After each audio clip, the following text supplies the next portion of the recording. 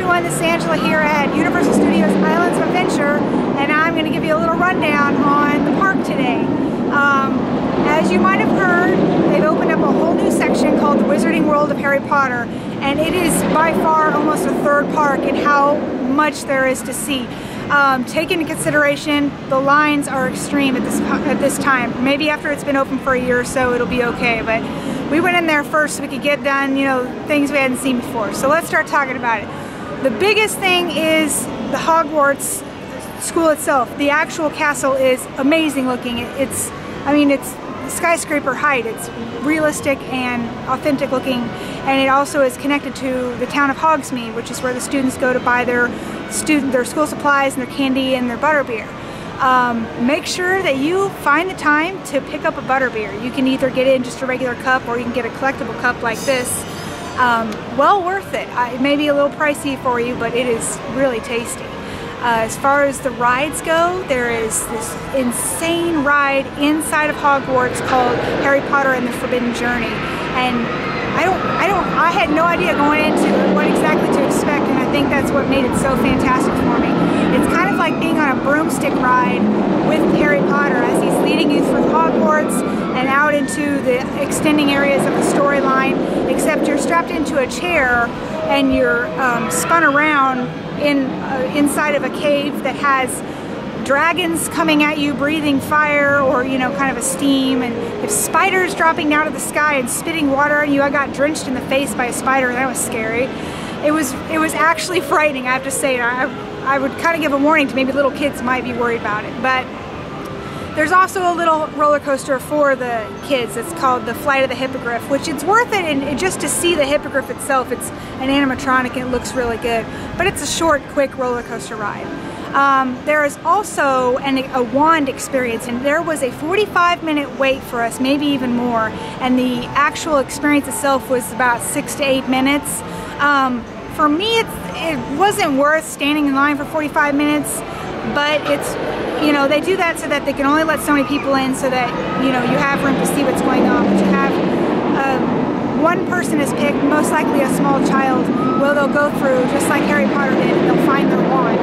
They picked a small girl, and she, she killed the flowers, and it lit up, and her hair blew, and she found the one that was meant for her. So it was a cute experience. If you're a hardcore fan or you have a little kid, I'd say go ahead and go through the ride, or the experience, I mean.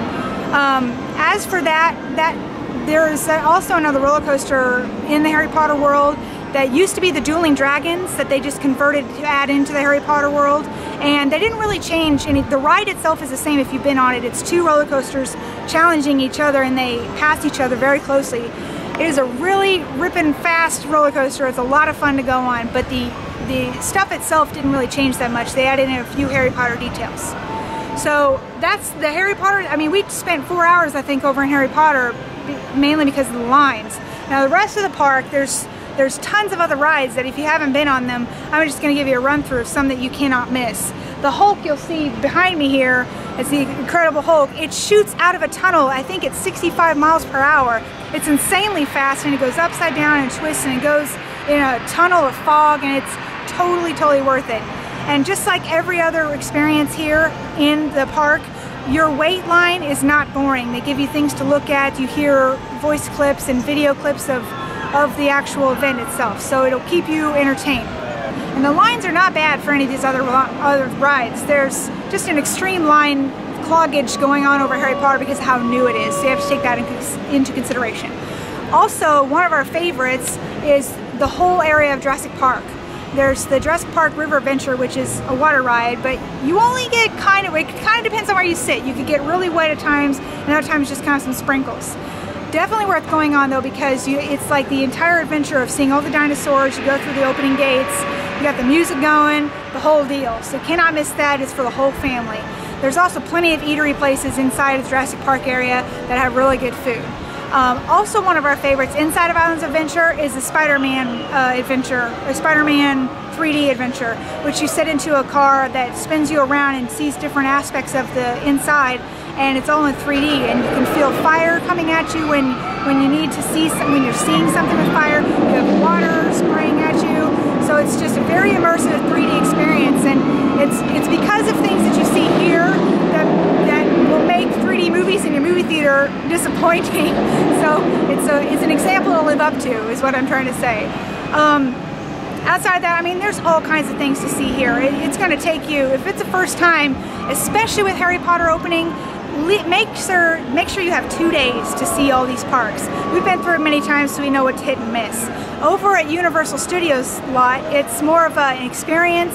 There's less of the roller coaster rides and more of just there's shows, and then there's the little experiences that you can see. But you know, there's classics that are still around today, like Jaws, which has been open I think since the park opened, and there's Twister, and then there's also E.T., which is hilarious in my mind, but it's such a classic, you have to go on it. It's like being on the bike ride with E.T. itself, so that's worth seeing. As my favorite ride in Universal Studios is the Revenge of the Mummy, which is an indoor roller coaster, air conditioned, so that's good being here in Florida, and it's, like I said, very immersive. You've got things jumping out at you. Universal's very good at making things 3D and 4D and 5D, so it's definitely worth the time and effort. If I had to rate this whole park, I mean, how can I not just give it 5 out of 5? It's the best park I've ever been to in my life. I mean, it's rated #1 6 years in a row from the people who rate theme parks. And so I'm going to give it 5 out of 5 broomsticks on behalf of the Wizarding World of Harry Potter. So come down here sometime when you get a chance and experience it yourself. Bye.